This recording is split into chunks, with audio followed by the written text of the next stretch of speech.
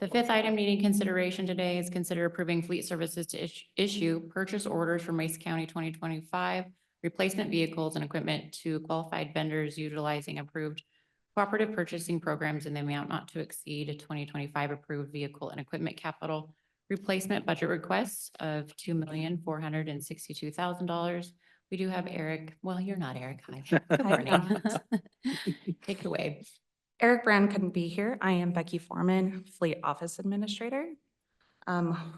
After obtaining competitive price quotes through approved cooperative purchasing programs, we are requesting to place purchase orders for current year replacement vehicles and equipment to not exceed our approved budget of $2.4 million.